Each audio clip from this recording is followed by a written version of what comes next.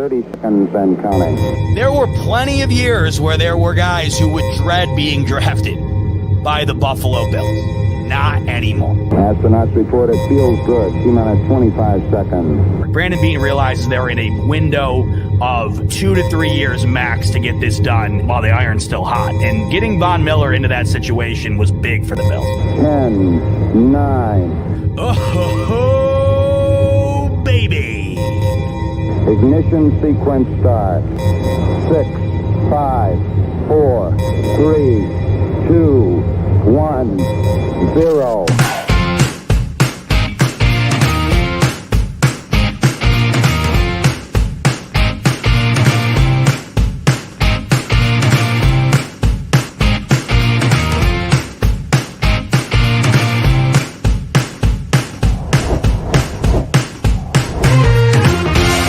Great interview, guys.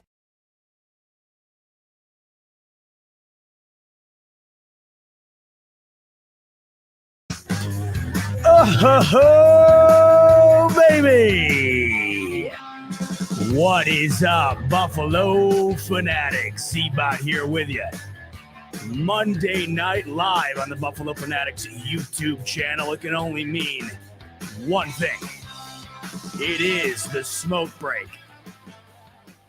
Thank you so much for joining me on yet another Monday evening. A hot one today here in Rochester. Muggy, hot, but that's all right.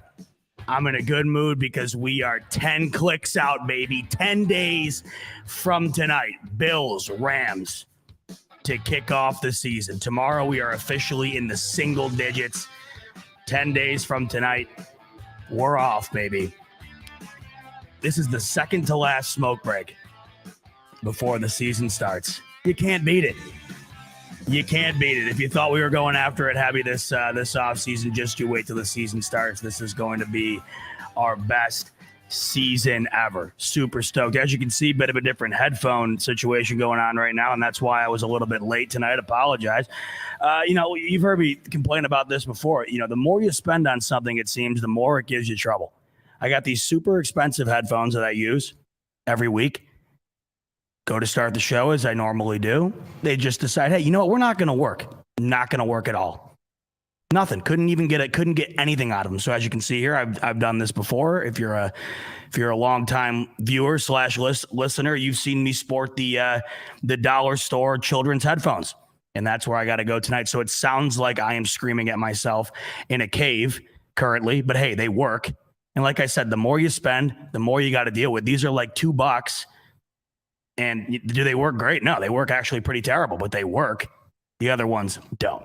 I digress. Once again, apologies for the delays, but we are here. 105 of you are joining me right now. Make that 109 and growing as we speak here on the Buffalo Fanatics YouTube channel, Facebook, wherever you may be watching. Make sure to hit that like button for me. Really appreciate it. Subscribe if you haven't already. I know the majority of you, of course, have, but if you haven't, you're going to want to do so. Season's right around the corner. We're going to have you covered nonstop. Ring that bell.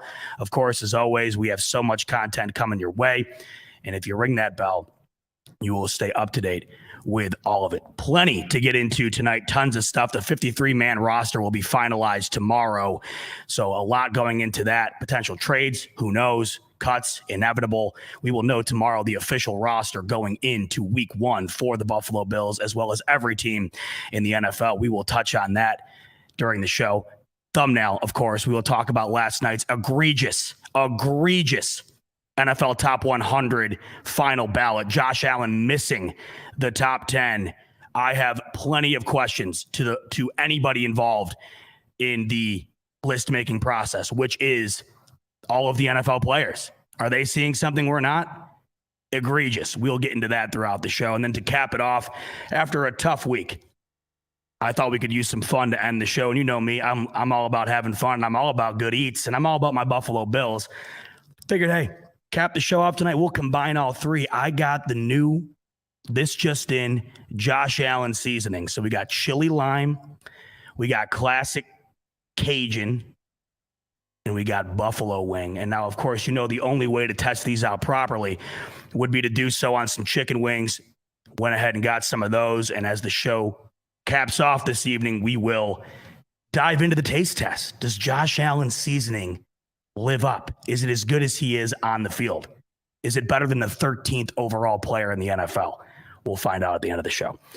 But before we get into anything tonight, I want to touch on, of course, the biggest story out of Buffalo this whole week, and that is the Matt Araiza story. Now, I'm not going to spend much time on this at all. And the reason for that is because I don't think it's necessary. It's done. It's over with. The only reason I want to touch on it is because I have not been able to speak on it since it occurred. I was on with you last week. All this went down this weekend. And by the time I came on with you here, it has been handled in regard to the Bills' involvement within it. What I'm getting at here, to kick things off, of course, is just me saying, hey, I want to move on as much as you guys do, and that's what we're going to do. I thought the best way to describe the situation from my perspective, I feel like a lot of our perspectives, the way we feel, is kind of what Deion Dawkins had to say when he was asked about the situation. I thought he summarized it perfectly, and I thought he could do a much better job of recapping how they feel in the locker room, because ultimately that is what matters the most. So here is Deion Dawkins going to share what he had to say today about the situation, and I ultimately found myself relating to it a lot because I think all of us as a fan base want to move on after a really tough week here, to be a Bills fan. It was rough. Here's Deion Dawkins, courtesy of Alex Brasky from Batavia Daily. This is his video on Twitter of Deion Dawkins responding to the situation with Matt Araiza over the past week. Come on now. Don't leave me hanging. There we go. It's over with. It's done. It's not affecting us. We're on to the next. It's done. It's not here. It's not our problem. It's done. As a team leader, how did you navigate the last 4 days or whatever with communicating with the team, expressing your opinions, your everything like that? How did that all? Yeah, it's more so just control what you can. We're not law enforcement officers, we're not judges, we're not lawyers. We don't deal with any of that stuff. We try to just focus on ball. Focusing on ball is already more than enough for us to handle. And then we have our families to handle, and we got our kids, and we have our managers and our marketing and all this stuff. We're a group of men that have realized that we can only control what and we can. And we simply are just worrying about us. We understand about the situation. Coach spoke to us about the situation, and we had practice today. So we had to just focus on practice, and that's what was next. So on to the next piece of our schedule, because we're schedule guys. We live on schedules, so we're on that and the next slot on our schedule. Yeah, same, by the way. The whole idea of compartmentalizing, because I'm sure a lot of these conversations go home where you're talking about it with your loved ones. What is how hard is that to shut the brain off? It's hard, because I have 3 kids. I have two girls and a son. So anytime where anything happens, as a guy, you get just that thought, damn, I got kids, I got sisters, I got moms, I got daughters. You never know. So the thoughts always come, but you just gotta just try to keep your mind right and not think about stuff that you really can't control. Because if you think about all of the rest of the messed up stuff that goes on in this world, you'll literally mouth. That's Deion Dawkins, courtesy of Alex Brasky over at Batavia Daily. And I thought what he had said there essentially encapsulates what I think a lot of us are feeling right now. And this, we're past it. We're over it. We would like to move on from this situation because, of course, last week it was a very tough situation. Not going to spend much time on it at all. Like I said, I want to get past it. I'm sure all you do too. Just wanted to weigh in as to what, of course, happened. Matt Araiza no longer on the team, no longer a Buffalo Bill. He was cut 48 hours after all of this really came to light. The biggest issue, of course, I think that wound up coming to the surface was the fact that the Bills potentially knew about this situation prior to anybody else. And that to me is kind of what stood out the most. And that to me is what really, from my perspective, was the toughest thing to understand. I couldn't understand why the Bills would want to go into the season risking this situation looming over their head. But then when Sean McDermott came out and spoke after the Carolina preseason game, you could tell he was distraught. And it was in that moment that I realized they might have known that there was a situation with Matt Araiza. To me, it was blatantly obvious. They didn't seem to know the full extent. At least Sean McDermott didn't. It had come out that they were completely unaware of this during the draft process. And what we have found out since then is that the majority of the NFL was completely unaware of this during the draft process. There were only 2 teams that are currently unnamed that had any idea about the situation with Matt Araiza. And those 2 that did know about the situation did not know the extent of the situation. Ultimately, the Bills found out how egregious this whole situation was. They found out all of the details surrounding it. And within 48 hours, they made the appropriate statements and they moved on from Matt Araiza. The situation itself, it's a lose-lose for everybody. It's a terrible, awful situation. There's no other way to put it. The only thing the Bills could do in this situation was move on. No matter what side of the fence you're on here, no matter how you view the situation, the Bills were not going to be able to go into this season and have this looming over their head. At the end of the day, this is Matt Araiza's personal situation that he has to deal with. It is not the Bills' situation. And the Bills separating themselves from the situation was the only adequate solution. And that is exactly what they did. As soon as it all came to light, all of the details, they swiftly moved into action and moved on from Matt Araiza. An awful situation. You don't wish it on anybody. It's just awful. But ultimately, it needs to be dealt with, like Deion Dawkins said. You know, we're not a court of law here. We're not a judge. We're not involved in the criminal system. Neither are any of us fans. Neither is the management. That needs to be put into the hands of those people who know how to deal with that stuff and who are adequately prepped and prepared and capable of dealing with that stuff. It needs to be handled before it can be handled by some other organization, be it the Bills or anybody. And that's where we stand today. And that, in my opinion, is why the Bills wound up moving off. It was the only proper response. It was the only way to be able to move into this season without a major dark cloud circulating them. Simple as that. So as we stand today, once again, Matt Araiza, no longer a Buffalo Bill. I'm sure all of you know that by now. And as we sit right now, that's the last I'll speak on. This no longer affects any of us from a Bills fan standpoint. The Bills, like I mentioned, it is Matt Araiza and Matt Araiza alone's situation to deal with. And whatever comes of that is on him and the people involved. And that's that. We will be moving on from that because, frankly, that's all I have to say on the matter. And I think by now everybody has gotten their fair share of, you know, they've gotten into it. They've gotten in, they've gotten out, they've read what they've needed to read. They made their opinions. They're on, you know, it is what it is now. But at the end of the day, like Deion Dawkins just said, we're moving on. We're over it. That's what we're going to do here. That's what I'm going to do here at the Buffalo Fanatics. So it is on to the season, which ultimately is exactly what needs to be the focal point here 10 days away. We have had such an incredible offseason and incredible hype going into this season, and I hope we can restore that as we move forward. And I know I am geared up, ready to rock for the season. I know all you are too, and that's the direction that we're going to head in. So as we head into this season, the Bills, as we move on here, we move on to looking at the best players in the league, of course, right? Because ultimately, at the end of the day, that is what winds up being the ultimate factor when it comes to a team's success. If you look at any given team, they have a laundry list of players that are considered to be some of the best players in the NFL. And that is, of course, how they become so successful.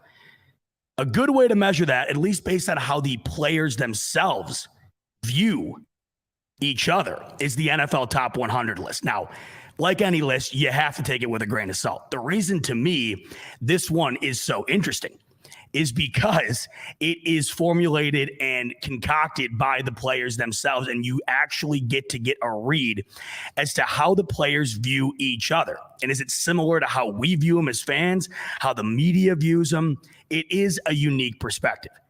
When you look at Josh Allen this entire offseason, it has been nothing but him either being the best quarterback in the league or very, very close to it. I have yet to see a list that has Josh Allen outside of the top 4. And ultimately here in the NFL top 100, he wasn't outside of the top 4 when it comes to quarterbacks. He was the 4th, but he wound up being outside of the top 10 players. Absolutely shocking. So let's get into it. Josh Allen, number 13 in the NFL top 100 list that just came out last night. They did number 20 through number 1. And let me just start off by saying this. And I think anybody who has watched the game, Bills fan or not, would agree. There are not 12 players in the NFL better than Josh Allen currently. Simply not. You'd be lucky to name me off 5 players better than Josh Allen right now, much less 12. But according to this list, he was the 13th best player in the NFL based on his peers' perspective. Let me list off the players in which were ahead of Josh Allen in this list. Number 12, Derrick Henry. Number 11, Myles Garrett. 10, George Kittle. 9, Jalen Ramsey. 8, Patrick Mahomes. By the way, another just total misfire, in my opinion. 7 better players than Patrick Mahomes currently? No way. Number 7, Devontae Adams. 6, TJ Watt. 5, Jonathan Taylor. 4, Cooper Kupp. 3, Aaron Rodgers. 2, Aaron Donald. And number 1, at 45 years old, Tom Brady. For the 4th time in his career, Tom Brady, number 1 on the list. So as I look at this list, there was a few things that I took away from it. Some positive and some just, it is what it is. Here's one positive I take away from Josh Allen being snubbed out of the top 10. Finally, some humble pie this offseason. As I was just talking about, everything to do with this Bills season was hype train, million miles an hour with no breaks. That's all it's been all offseason. You haven't heard a bad thing. All you've heard is Super Bowl favorites, Josh Allen, MVP favorites. This team is as good as it gets, best roster, the list goes on and on.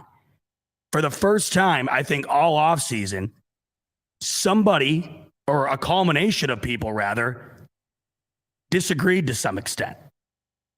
I don't think that's necessarily a bad thing. I think that this tells us a lot. Josh Allen being at number 10 is telling based on the fact that Rodgers, Brady, and Mahomes are within the top 10. Allen still seems to be on the fringe, so to speak. Although he is considered to be one of the most dominant players in the league and ultimately one of the most fun to watch, he's must-see TV, he has yet to earn the respect the others have to the fullest extent. Now, of course, a lot of that has to do with the fact that he has not won a ring yet. The other 3 have. That's totally understandable. But when it comes to these lists, I don't think that that's baked in. What I do think's baked in is the play that we've seen consistently from Mahomes, from Brady, from Rodgers. I mean, Brady, Rodgers, and Mahomes could have laid an egg last year. To me, they're still going to be in the top 10, especially Brady and Rodgers. Those are just 2 players, and as you see these lists being made by the players currently, they get younger and younger compared to where Brady and Rodgers are in their career. These are guys that looked up to these guys growing up. And as you see them still compete at the highest level, it's almost impossible to not rank them in your top 5. I think that those guys are baked in. And then, of course, Mahomes. Similar to Allen, you could argue last year, Mahomes did not have as good of a year as we're used to. The year prior for Allen from last year, it was a better year for Allen. I think we forget that because of what we were left with in the playoffs. And that was some of the best football we have ever seen at the quarterback position. The last thing we saw from Josh Allen last season was 2 consecutive games in the playoffs of some of the most dominant, incredible quarterback play we've seen. This list was made prior to the playoffs. This list tells me the way the players see these guys, the other 3 are baked into the top 10 as of right now. Allen is right there on the fringe, but there's things that still need to be proven. Maybe that is getting over that hump and winning the whole thing. Or maybe that's consistently showing dominant play. Because I'll tell you this, if Josh Allen can channel the type of play that he displayed in the playoffs, it will be 100% unarguable. Top 5 player. Anybody who leaves him out of that top 5 should never have a vote in anything. What we saw from Josh Allen against the Patriots, what we saw from Josh Allen against the Chiefs, it was, and I can't stress this enough, it was some of, if not the best quarterback play we have ever seen. The thing of it is, however, we didn't see that all that much prior to that. Even us Bills fans couldn't believe what we were watching. Yes, we knew Allen, top 4 quarterback, no doubt about it. We've seen him pull off some incredible things. I don't think we saw that before. That, of course, is what has you so excited going into this season. I've said this multiple times throughout the offseason here. If Allen can channel that type of play even 4 to 5 times this coming season, you're still getting some of the greatest quarterback play you've ever seen for a quarter of the season.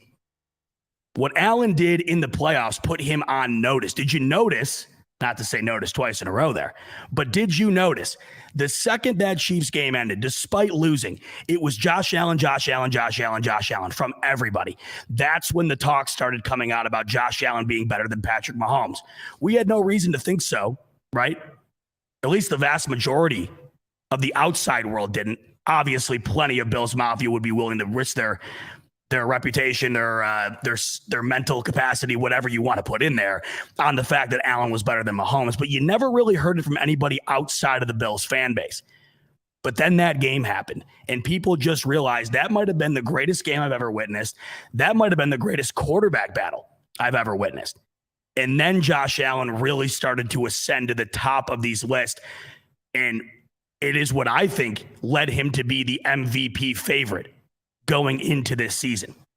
But as we look at last season, there were several games that were less than stellar. And I agree with anybody when it comes to talking about the fact that Mahomes had several of those games last year as well.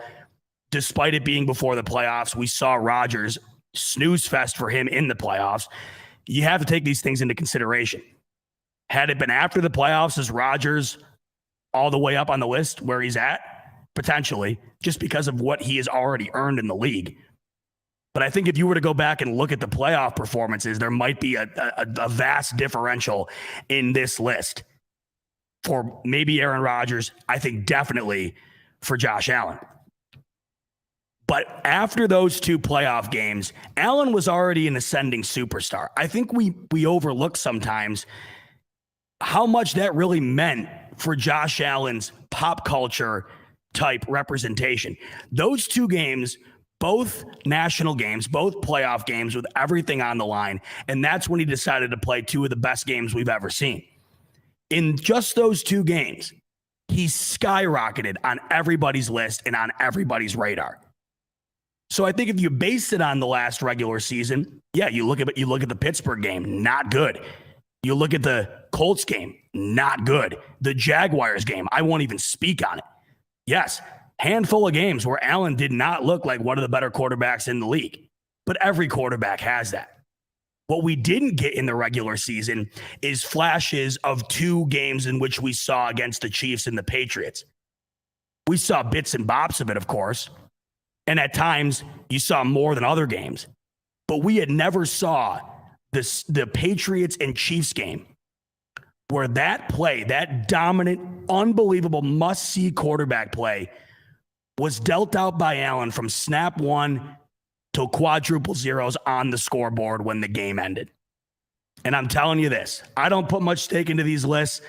Anybody who looks at this list, who watches football and who knows these players, knows damn well there is not 12 players in the league better than Josh Allen. They know damn well he's top 10 at the very least.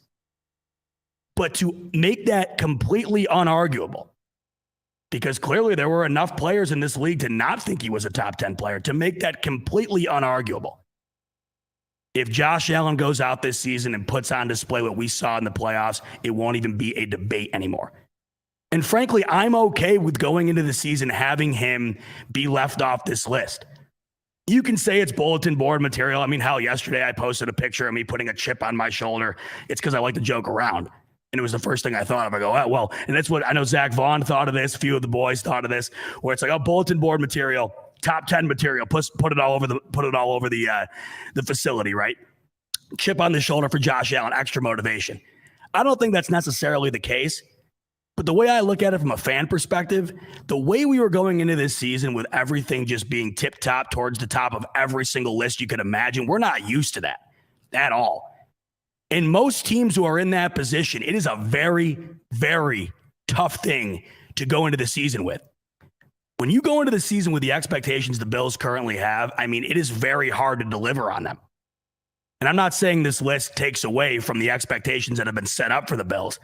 I'm just saying I am not irate over the fact that there is one list, the last list before going into the season, that just so happens to throw a little salt on top of the Bills, on top of Josh Allen. Because, hey, the only person who knows Josh Allen better than anybody is himself.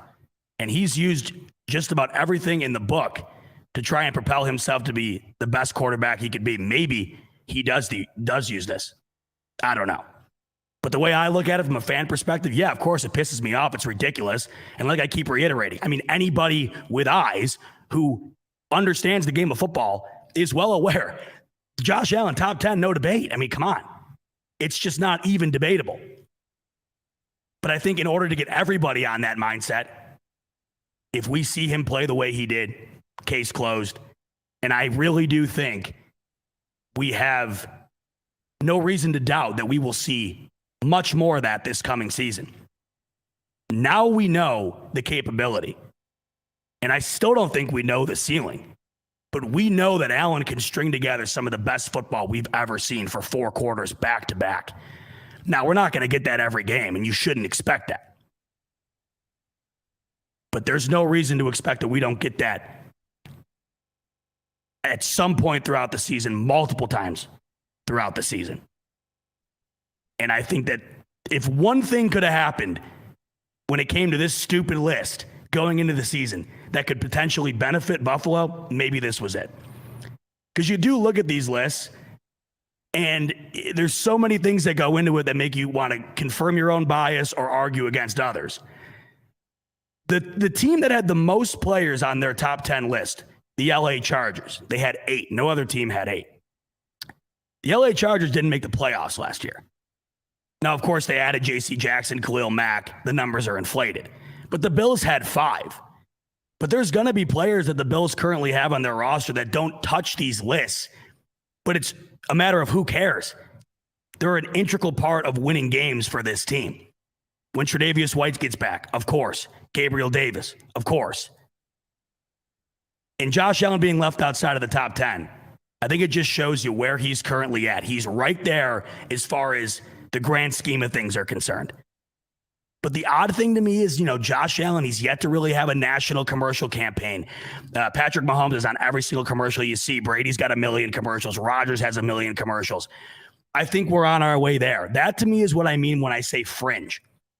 He's right there, right? He's right there. He's not currently solidified into the superstardom yet.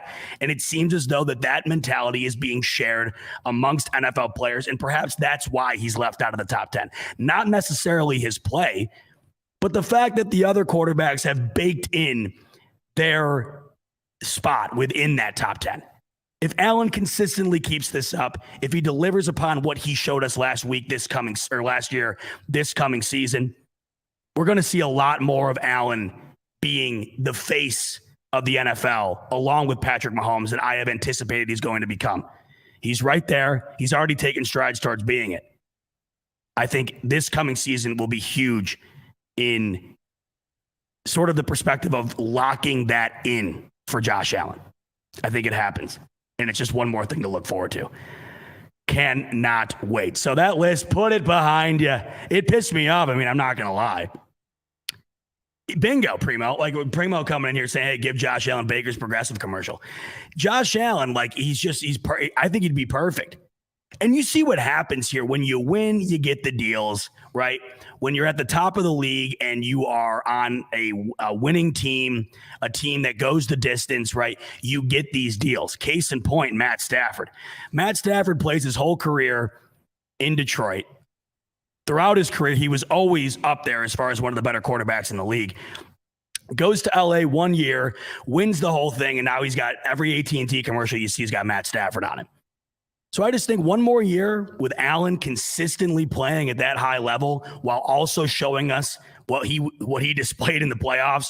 Expect to see a lot of Allen everywhere, not just within Buffalo. That is for damn sure. It pissed me off at first, of course. It's almost like if you had a kid and he was they had this actually happened to me. This literally happened to me. Story time, I guess. It's not necessarily the same, but it kind of shows you how you feel and how it can motivate you. I was playing basketball when I was in middle school. Not a very good basketball player, but I could shoot. I had a good jumper. That was about it. You were not going to see me drive the lane at all. But I tried out for the basketball team, middle school, loved playing CYO, loved playing basketball. My main sport was lacrosse. I wasn't a huge basketball guy, but I did love playing it. And I anticipated playing it as long as I could. Middle school, I try out for the team. And ironically enough, I think looking back on it, I was number 13. We were all numbered. On the court. So that way the coaches had an easier time deciding who to keep on the team. And the more I think about it now, I'm almost positive I was number 13 on this list, which makes it even more hilarious. So we do the tryouts for a week. And then at the end of the last practice of tryouts, they posted a sheet on the wall at the end of it. And you'd go over. And if your number was on the sheet, you made the team. If it wasn't, you weren't. So I go over to the list. 1, 2, 3, 4, 5, 6, 7, 8, 9, 10, 11, 12, 14. Not on the team. Not on the team. And it totally sucked. And that feeling, I got to imagine, is probably what you feel when you think that you're there, you're doing really well, and you're not. The only big difference here, of course, is Josh Allen is that good. I sucked. So if I was actually good at basketball and was snubbed off that list, it probably would have made me want to work even harder. I just finally said, hey, I'm hanging up the shoes. Not good at this. I'm going to just pick the stick back up. With Allen, maybe you look at this and be like, okay, I see what I got to do. I got to do more. Because if you had a kid, right, like my parents, when I left that facility, they were distraught. They were way more distraught than I was. They were way more distraught that I didn't make that basketball team than I was. Honest to God, I really couldn't have cared. It sucked. But after like a day, I'm like, whatever. Who cares? I'm like 13 years old and there's a new South Park episode on tomorrow night and I just really don't care. My guess, Allen probably looks at this list and feels the way I did. And we're the parents in this situation. My parents couldn't believe, oh my God, he didn't make the team. Oh, how is he going to do it? How's he going to get over it? Oh, this is going to be such a pinnacle moment in his life. It's going to ruin him. I didn't care. My guess, to sum it all up with a bow, Josh Allen looks at this list. He doesn't care. And Bills Mafia is the concerned, irate parents who were pissed that Josh Allen wasn't on that list when you walked out the door after tryouts. So Josh Allen, perhaps a little chip added to his shoulder to go into this season. Not that I think he needed any extra motivation, because I think he's been counted out his whole life. But it's not the worst thing in the world to have this thrown on top of you going into a season where the expectations for you are just absolutely through the moon. So that's enough on that list. We got plenty of more stuff to talk about tonight, including what we witnessed on Friday. Not going to be able to get too much into that game on Friday because I don't want to bore you to death. If you already watched that game, then you were bored to death to begin with. We'll talk a little bit about what we saw, Bills versus Panthers, and then we'll really get into the things that matter right now, and that is the 53-man roster. We'll talk about the punter situation and what the Bills are going to wind up doing to fill that spot. And we'll also touch on a potential trade rumor that we heard today that right before I came on the show was debunked. But does it give us insight as to what the current state of the Bills running back locker room is? I think it does to some degree. But before we get into all of that, fantasy football right around the corner. I got a draft tomorrow night. I can't wait. This is the primo time to start your drafts because the preseason is over and the next live action football is our Buffalo Bills, baby. Thursday night, the NFL season opens up next week. You got to get your draft done before then. Everybody's healthy that you can draft right now, it's the perfect time to do it. And the perfect place to do it is with our friends over at Dynasty Owner, because they, didn't mean to play that. I don't even know what that was. But the perfect place to do it, of course, is over with our new friends at Dynasty Owner, because they have the coolest platform out there, and nobody's doing fantasy better than them. Quick word from our new friends over at Dynasty Owner. Dynasty Owner is the best way to play fantasy football. Get inside the mind of an NFL GM as you use real NFL markets and off-season moves to make your Dynasty Owner team the best in the league. Download the Dynasty Owner app on the App Store or Google Play today. You've never experienced fantasy football quite like this. Dynasty Owner, make sure to go check them out. App Store, Google Play Store, all that good stuff. Get ready for fantasy football. I know I could not be more excited. Love it. Can't wait. Like I told you, when I did my Dynasty draft, I think it was last week, 2 weeks ago, I took Allen. I saw something on ESPN earlier, by the way. This really stood out to me. Maybe another reason why we should be confident in our run game this year. But they said that the powers that be, if you will, that are fantasy football experts, say Josh Allen is not a go-to pick this year for fantasy. I big time disagree, but I think the reasoning was probably because they anticipate the Bills running the ball a little bit more this year, but I still went with Allen. Why wouldn't you? So Friday night, Bills, Panthers. The Bills' 10-game preseason win streak snapped. Gotta just wipe the tears from my eyes. I'm just so beat up over it. Yeah, I mean, it was what it was. What did you expect? The Bills didn't play a single starter. The Panthers played theirs. Baker Mayfield's got to go out on that field and have something to prove. And you just kind of knew from the beginning the Bills were dealing with all the off-field distraction stuff going into that game to begin with. They weren't going to play a starter. Carolina was going to play theirs. It was going to be a disaster from the get-go. And I went back and watched it. I don't think the score necessarily indicates just how bad, or I don't think the score necessarily indicates how bad it might seem. I mean, I went back and watched. It really wasn't all that bad. There were some good things to take away. If you missed it, 21-0 Panthers win Friday night in the Bills' last preseason game of the year. A couple things that stood out to me. There was so little that you could really take away from this game. Like I said, Bills are playing the Panthers starters well into the second quarter of this game. The Bills weren't playing any starters. There wasn't going to be a whole lot you were going to learn from this one. A few things I took away that I enjoyed. If you look at it, I'm more than fine with the outcome being two scoring drives for Baker Mayfield out of 4 drives against the Bills' second defense. 2 for 4, I'm taking that. In the first drive, Baker Mayfield and the Carolina Panthers go 3 and out. And Kaiir Elam with another incredible defensive play on third down. We have seen him now make multiple of these type of plays throughout the offseason. Another one. When you looked at the game in totality, as far as when Baker Mayfield was out on the field, I thought the pressure looked pretty good from the Bills defense. I thought the run D didn't look bad at all. They gifted them a touchdown off the Case Keenum batted interception. And the other touchdown that the Carolina Panthers wound up scoring had to come on 4th down. The Bills stood tall on 3 straight rushes from about the 2 or 1 yard line, forcing Baker to have to score on 4th down. And then, they score another touchdown late in the game, mid-third quarter, and then they never touch the end zone again. Didn't expect much from the Bills offense in this particular game. You're playing against the Panthers ones.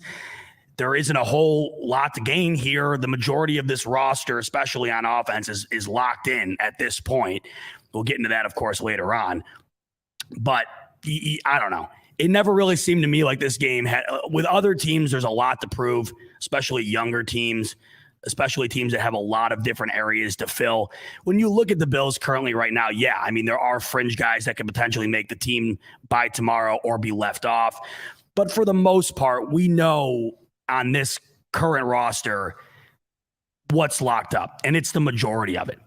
A few positions, you could talk about the running back. Are they going to keep 4? If they do, who gets left off? Are they going to keep 7 wide receivers? there's different areas you can look at. And of course, there are fringe guys. But by the time that game rolled around on Friday night, I don't know if anybody really separated themselves any more than they already had up until that one. And based on the circumstance, I just think 21-0, yeah, it looks like they got destroyed. It just didn't seem all that bad to me. They got a gift touchdown off that interception from Keenum. And then on fourth down, they had to punch it in. They had already gone 3 straight downs right on the one there without being able to get in the end zone. They score a late one in the third and then nothing else. So not a whole lot that I'm looking at from that game that I take away, positive or negative, really. I just think that game was what it was. Get it out of the way, get through the weekend, and then ultimately focus in on the LA Rams, and that's where we sit currently. But before we can get to the Rams game, the 53-man roster has to be solidified, and that is going to happen by tomorrow at 4 p.m. Now, when it comes to the roster, one of the biggest stories out today was the potential for Zack Moss to be traded. Those circulated around mid-afternoon today, maybe a little earlier, that Zack Moss could potentially be a guy that the Bills move on from in order to cut the team roster down to 53. But right around 6:20 p.m. tonight, Aaron Wilson, an NFL reporter, puts out that the Buffalo Bills are not interested in trading running back Zack Moss. Odds of trading him are 0 per a league source. When I had heard that, there were aspects of it that made a bit of sense to me. Others made it seem to me, or the other thought process I had surrounding it was, I guess you could do it, but is the juice really worth the squeeze? Would you rather keep Moss around than get what might be a 5th, 6th round pick, potentially a 4th rounder at the highest? That's kind of how I saw that deal going down if it did. I think the fact that Zack Moss was even being touted as a player that could be moved on from, I think it tells us there is a certain amount of confidence right now in Devin Singletary and James Cook. Singletary has impressed a lot this offseason. We saw him really come on last year, and I think that what we've seen currently from the offseason and the preseason here, he's looking to carry that in. And then the Bills go second round and take James Cook, and you don't draft a guy that high to have him sit around. And based on what he's shown us, he very easily could be an every down back. And I look at those two guys to be the two players that spearhead the rushing attack this year and alternate the majority of the snaps. Yes, I think Zack Moss does get involved to some extent, but when we're talking about the run game here, I more or less believe that it's going to be those two that are going to be cycling through the majority of the snaps. If they were willing to move off of Moss, I think that the fact that we looked at it and said that it could happen tells us as well where we're standing on the situation, right? I think we as fans looked at it. I don't necessarily want to lose Zack Moss, but I think when we looked at it, we're like, well, okay. If the draft capital is enough, fine. And I think that tells us how we view it based on what we've seen from the rushing game this preseason. And we know not all of this translates to the regular season. The majority of it oftentimes doesn't. But what we have seen, I think, is vastly different than what we've seen from the run game in years past. It just looks fresher, it looks quicker, and it looks like a run game that we can rely on more this coming season. It didn't surprise me, the fact that there could be a potential trade, because you wonder if being looked at it and said, well, if we're going to give the snaps, the majority of the snaps to Singletary and James Cook, we might as well move off of Moss and get compensation while we can. I mean, he looked fantastic this preseason. Plenty of teams that definitely need a running back. So, it made sense. Okay, he looked great. It's kind of like what they just did with Cody Ford. Cody Ford looked decent in his last preseason game with the Bills. They move off of him the following day. It did make sense to a certain extent, but I'm fine with them keeping Zack Moss. I loved what I've seen from him in the preseason here. And as I witnessed what he was bringing to the table this preseason, I was looking forward to how that was going to translate on the field. And I think that if you go into the year with those three guys, James Cook, Zack Moss, and Devin Singletary, I think it's a good core. I think it's a good rotation. And if it looks anything like we've seen this preseason here, I am stoked to see how the running game winds up being different than what we've seen in years past, especially with Ken Dorsey. You have a new addition in James Cook, and you have Ken Dorsey. How much different will the run game be? How much better will it be? Because I think everybody here is anticipating that it is going to be better. We're going to get more into the 53-man in just a minute, but before we do, we got to talk about the one position currently for the Bills right now that is voided. There is nobody other than, of course, Bitcoin Barkley, Matt Barkley, perhaps the best punter we've seen in some time. Matt Barkley. How about a shout out to Matt Barkley, by the way? Assuming the position Friday night, going into a role that is just unheard of, a quarterback punting the ball. And hell, it wasn't all that bad. He had that one punt that was essentially a coffin corner. He put it down in the 8-yard line. You got to tip your cap to Matt Barkley. That was just so cool to see him step up to the plate, go in there. I mean, it couldn't be easy. When's the last time the guys kicked the ball? That was awesome.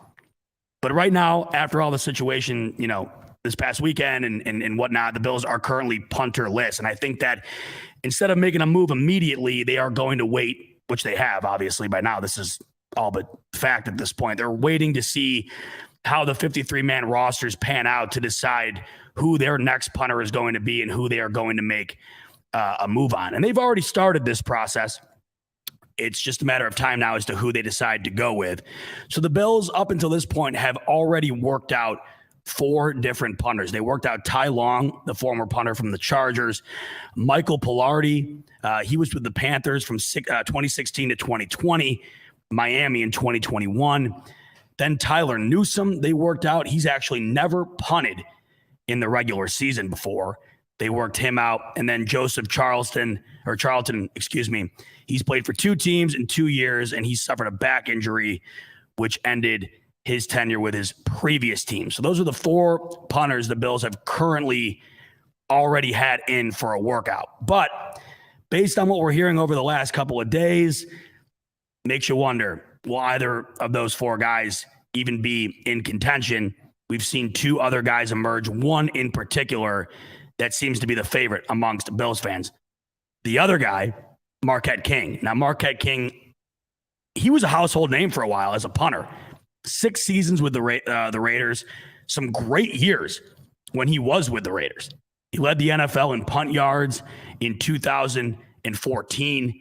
He was second team All-Pro in 2016, but he hasn't played in the NFL since 2018. His career ended with the Raiders.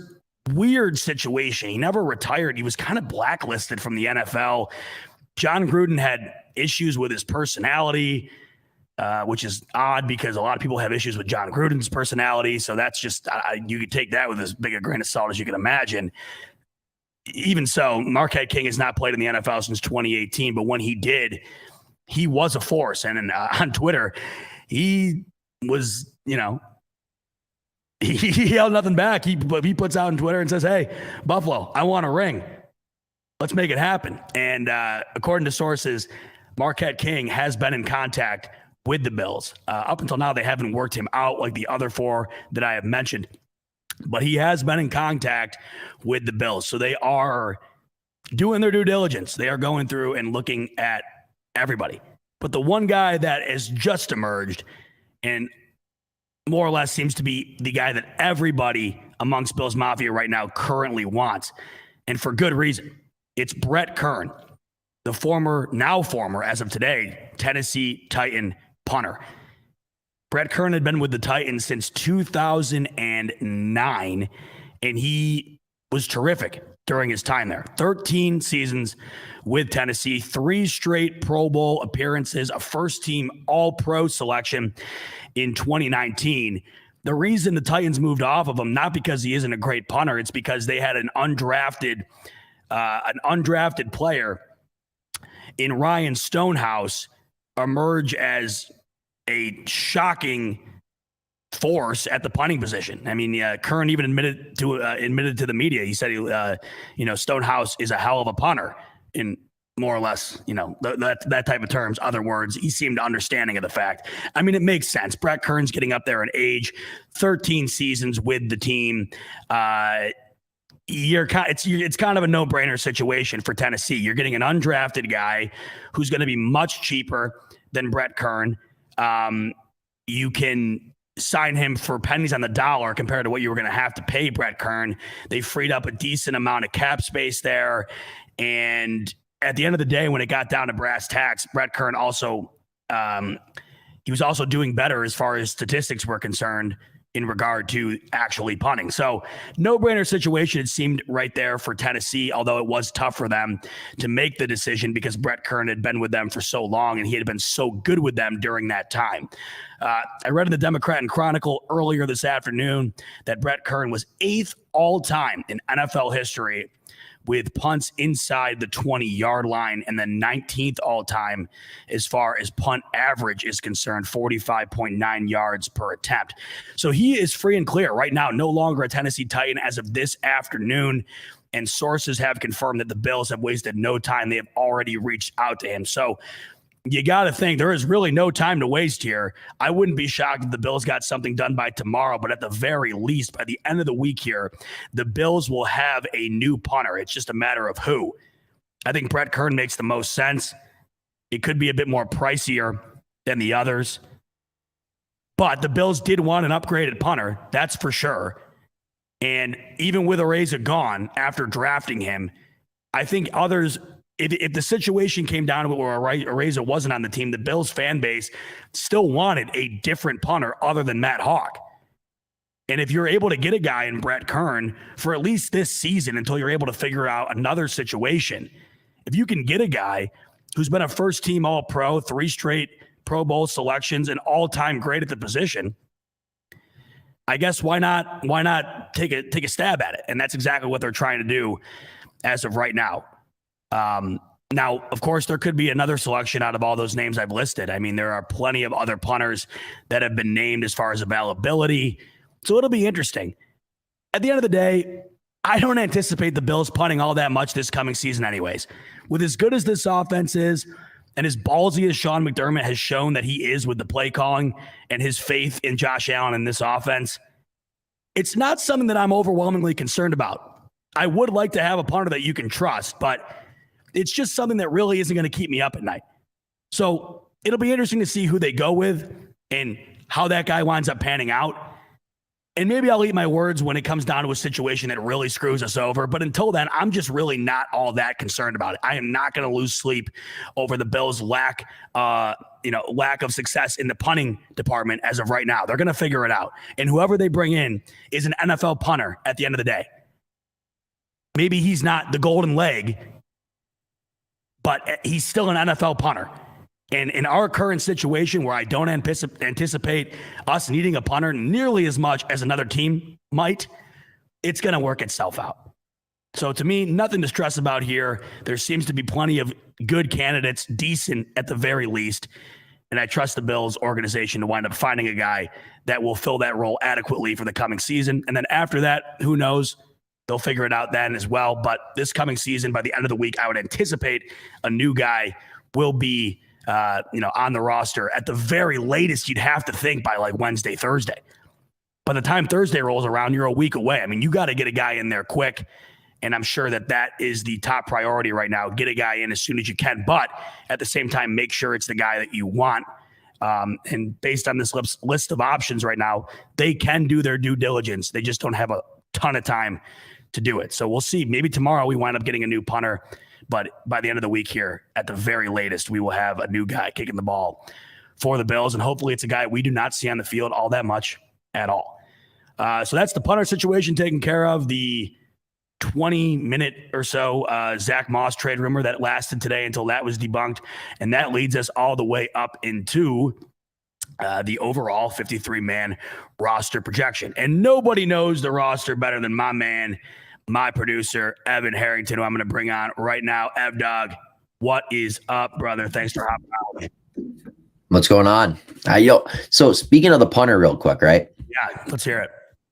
I actually had one guy that potentially could, take the reins for the Buffalo Bills' new punting job. That's not earlier, I believe, right? That is not named Matt Barkley, and you're absolutely correct about that. All right. So a guy who played for the Denver Broncos, I'm pretty sure he was either earlier released today, I'm pretty sure, Sam Martin, who was top 5 in punting statistics all throughout this past season. I think he's a potential candidate for the Bills to bring in. And I know you mentioned the Bills aren't going to be punting a whole lot, and I definitely agree with that. But Sam Martin, top 5 in punting statistics throughout this past season. I mean, that's as good as you're going to get, from a punter in So the league. what's his situation? He was beat out by a guy, free agent. What's the current situation with him? So I'm just reading this from Ian Rappaport. I don't know exactly all why he was, released.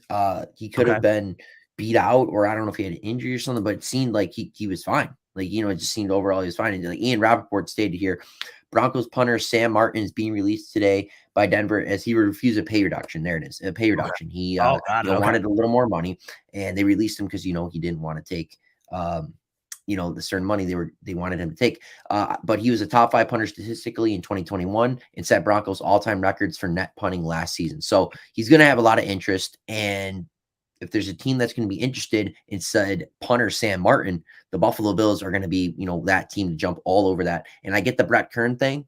Yep. But I mean, if you want to go big or go home with a punter, like the Bills try to do with Araiza, you're going to try to do this with Sam Martin. Sam Martin statistically was a top 5 punter last year. No knock on Kern, but I think this is a next level up. Yeah, that's an awesome point. And I think that what you just said really stood out to me when you said the Bills wanted to go big or go home. I see people in the chat right now, you don't want to pay too much for a punter. Why do this? Why do that? Well, the Bills the way they stand right now this past season, I mean, they really seem to be in a position where they wanted to go out and get a punter that they could rely on. You don't draft a punter like you do unless you are of that mindset. I mean, I think I went back and looked the other day. There's only been about 30 or so punters all time drafted overall at all in this league. So it's pretty unprecedented to draft a punter the way the Bills did. They obviously wanted to upgrade there. And like I said, you have a decent list as of right now that you can choose from. Is it the best of the world? Potentially not. But I think when you mix that in with the fact that the Bills aren't a team that is relying on the punter like a lot of other teams might be, you have the ability to get a guy that maybe he's not the best, but he can be an adequate fit for right now until you're able to address it long term. Now, like what you're saying, if you can kill both those birds with one stone right now and get a guy like Martin that you're talking about who is that potential future guy, and you can fill the void right now, sign me up. That sounds great. Yeah. I actually wonder how old Sam Martin is.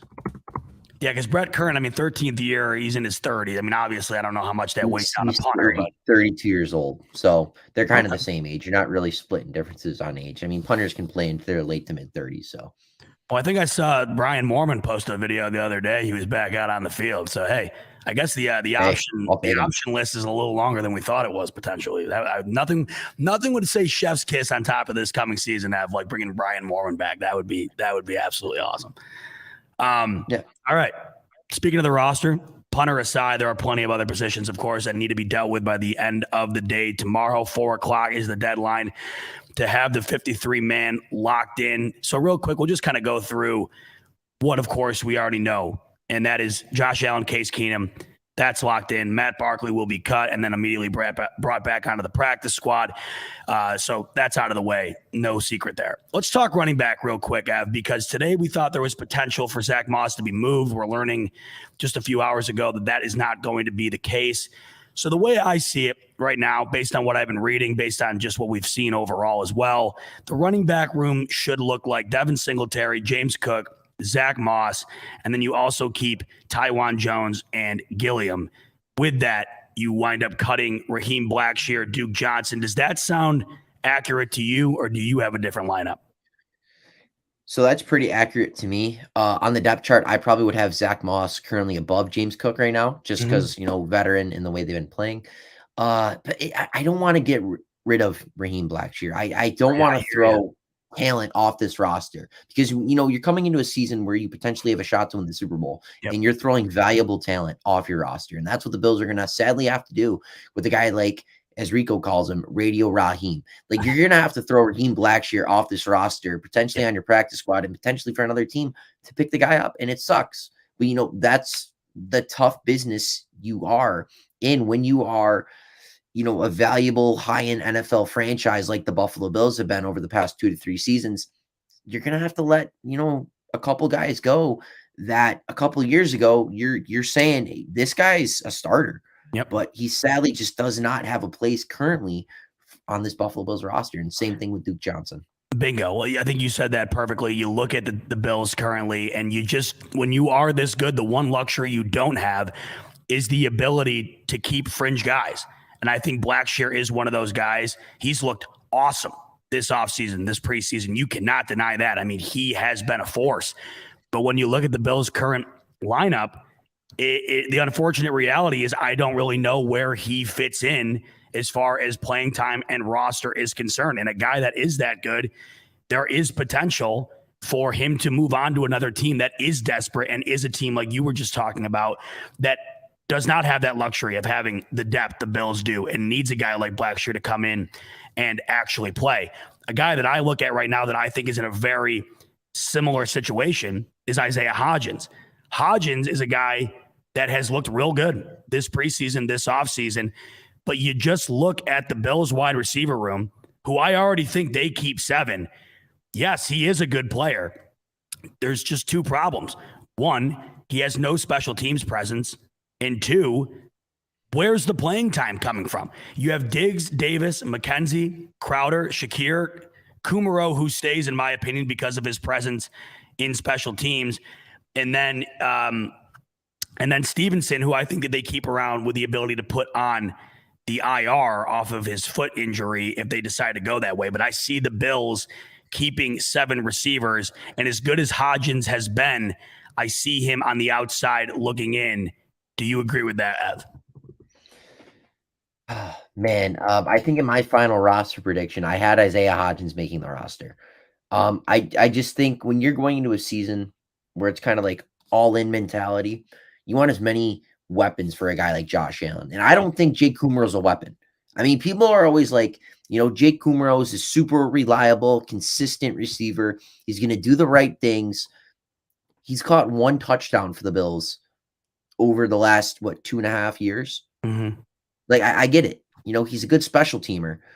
But how many special teamers can you have on this roster? Jake Kumerow isn't taking snaps.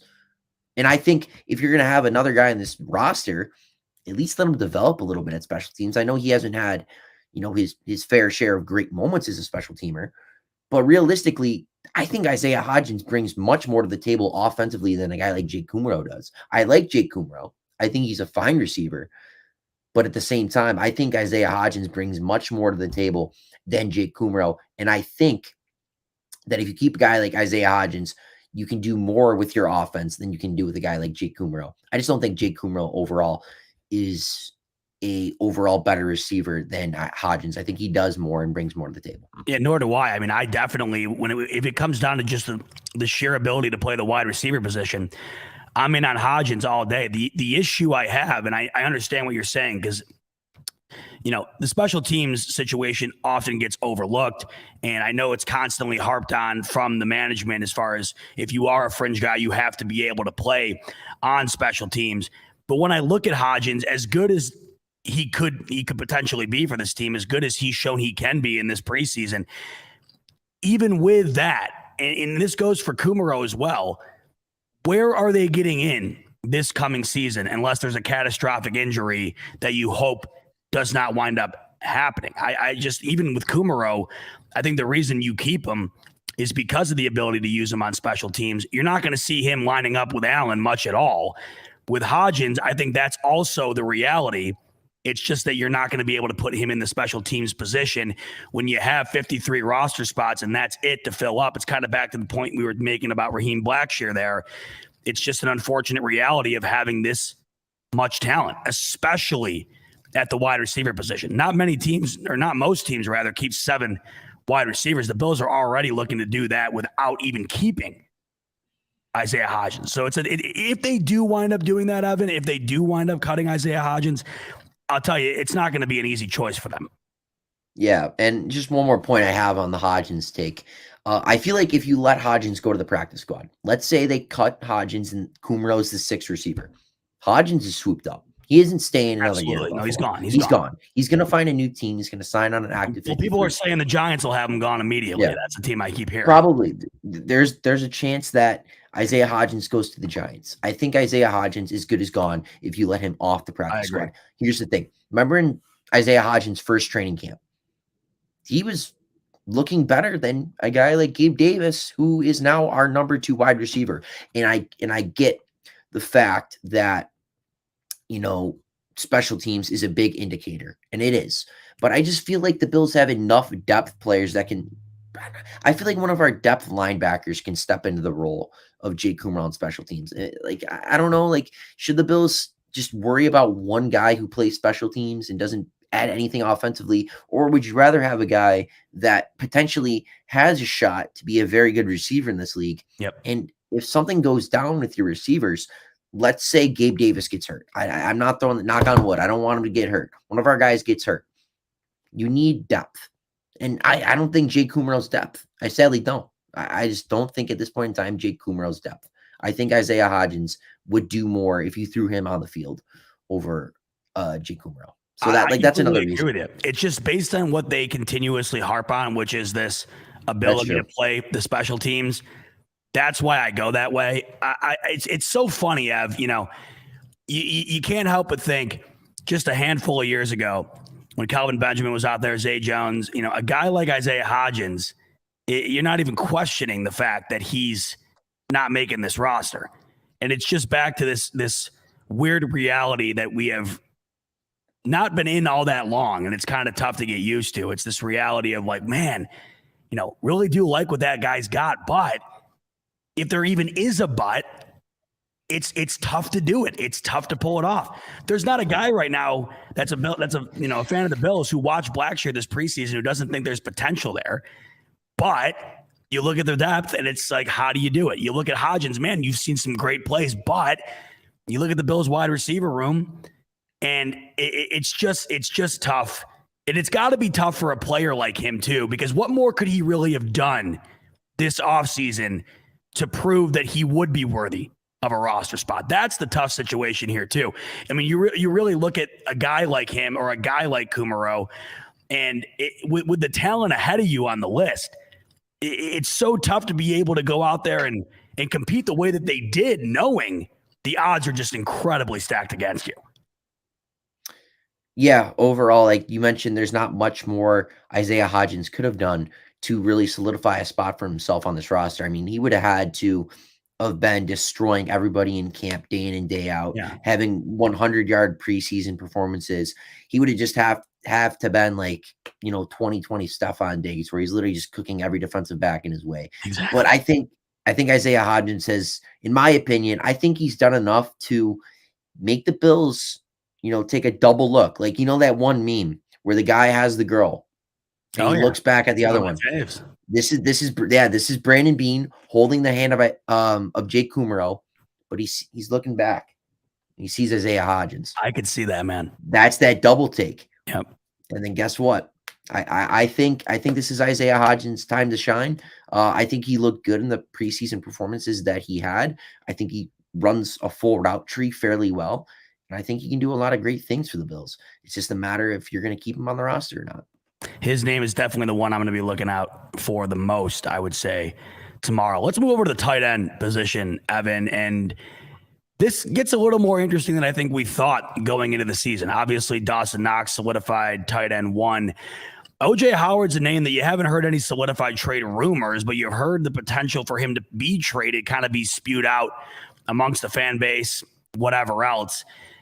I don't think he's going anywhere. They'd have to take about a $3 million hit if he did wind up going somewhere. They didn't give him an opportunity, to me at least, in this preseason to really showcase anything that would make you think one way or the other. I guess the question is, Evan, because he's staying. Quentin Morris looked really good this preseason, and I know Tommy Sweeney is everybody loves him on this team. You can't keep all four. Whoever they wind up going away from is going to get snatched up, you'd think. The way you see it, who winds up getting let go tomorrow at the tight end position, Quentin Morris or Tommy Sweeney? Well, Space Odyssey goes really quick. I know Evan is not an O.J. Howard guy. I've spun my head on the O.J. Howard thing. I am an O.J. Howard guy, so you were wrong about that one. And it's a good reason to be an O.J. Howard guy, but between the Tommy Sweeney and the Quentin Morris take, I think, this one's hard because, the Bills want to run different personnel packages this year. They want to run some 13 personnel. They want to run 22 personnel. They want to run 12 personnel. And at points in times, you're going to have a guy like Tommy Sweeney or Quentin Morris on the field. Right. What do? I think Quentin Morris fits this offense a little more if he was thrown into the tight end 1 spot. He's got a little more build like Dawson Knox and Tommy Sweeney does. At the same time, though, you got to also look at the fact that Tommy Sweeney's been here for a few more years.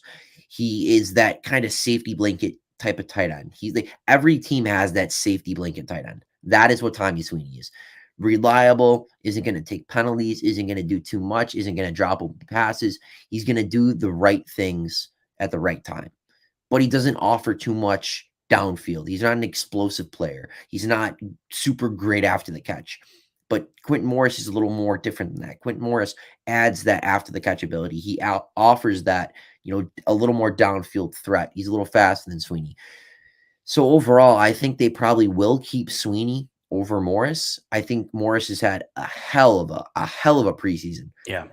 But you already know how much Brandon Beane, Sean McDermott, and Ken Dorsey just love Tommy Sweeney. They literally love Tommy Sweeney. I know. I mean, I get it. He dropped a crucial ball in preseason, but again, the Bills love Sweeney, and they're not going to give up guys they love. So I think Sweeney stays on this roster behind O.J. Howard and Dawson Knox. I'm seeing Raven 187 coming in here and saying Sweeney is new Lee at tight end. That kind of makes sense. It's just, there seems to be a love affair. There seems to be a love affair there with Tommy Sweeney, but you cannot argue what we wound up seeing from Quentin Morris and his versatility that he displayed. It's crazy as you run through this, Evan.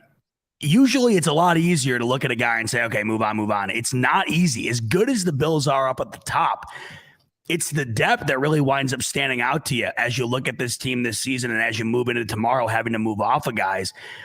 As good as they are, I don't think people necessarily look at how deep they are, and they truly are. And that is just a problem that you want to have. I mean, going into, somebody mentioned down here earlier, it's a problem you want to have. There's some teams who can't field, like currently in this moment, there's not enough players to field an adequate starting roster for some of these players. There's some of these teams in the NFL right now. The Bills, the way it is, not only is their starting lineup as good as it gets, you look at the depth, and there are plenty of players that we're talking about right now that other teams would love to snatch up should the Bills move off of them. Let's move on to the line situation. We got the O-line, D-line. I think the Bills go and keep 9 offensive linemen again this season. They did so a season ago. The names being kind of tossed around as far as who gets moved off of, it's Van Roten and it's Lewin. Your thoughts right now about those two guys and if they wind up not being on the roster tomorrow for the Bills offensive line? Can you say that again? I couldn't hear you on that, who you mentioned. I said it's Van Roten and Taylor. I always is it Luan, right? Lunetta.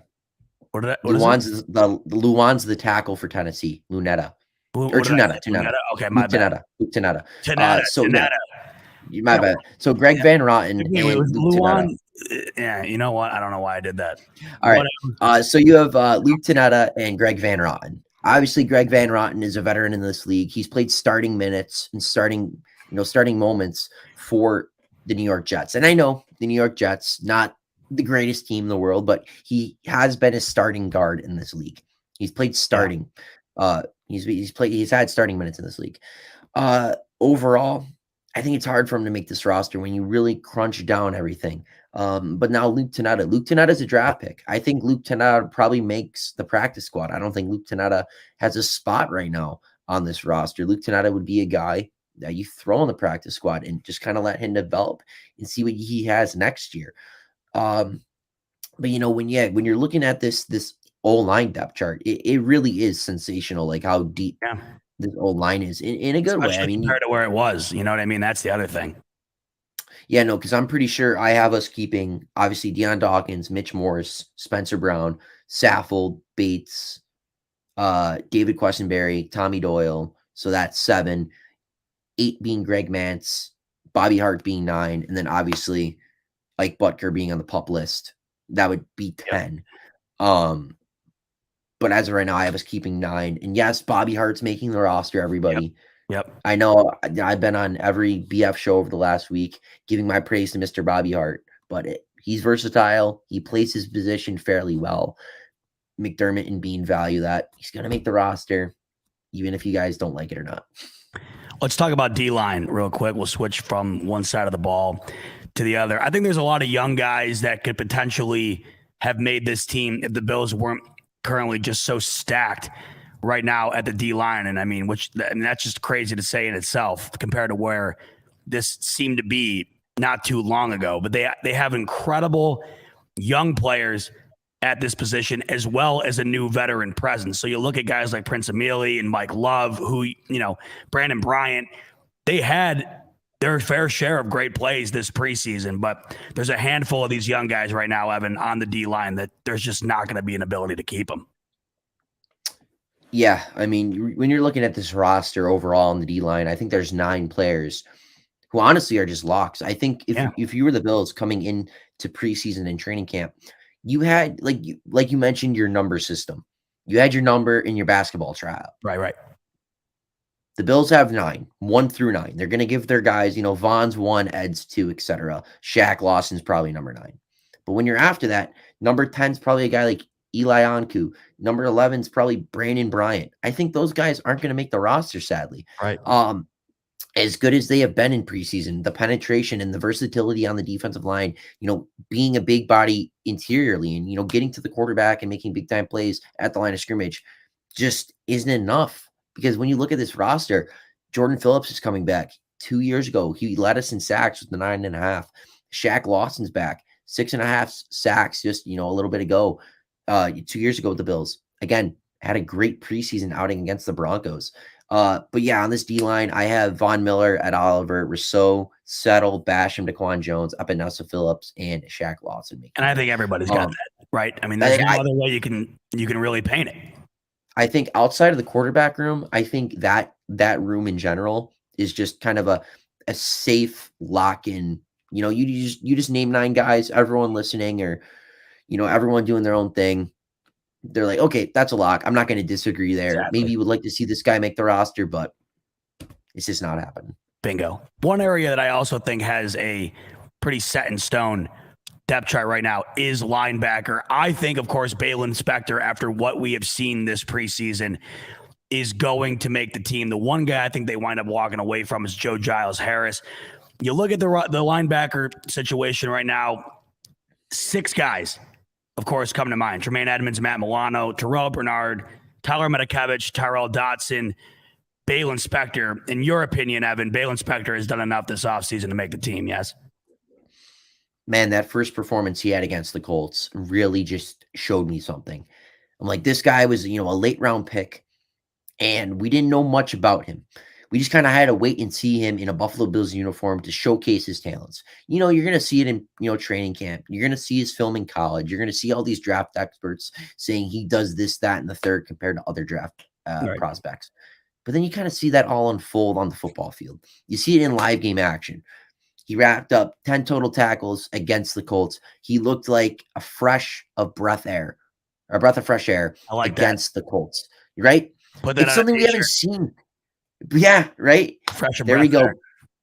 Yeah, that's my new one. I like that one. That's a new one.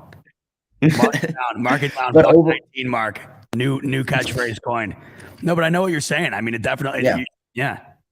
Not saying we haven't had, moments here and there from Tremaine Edmonds, but we haven't seen that splash play. We haven't seen Edmonds all over the field. And I get his D-line hasn't been that good. The front four hasn't been, up to par from what McDermott has wanted it to be over the past few years. Right. But now it is. Hopefully, Edmonds takes the next step.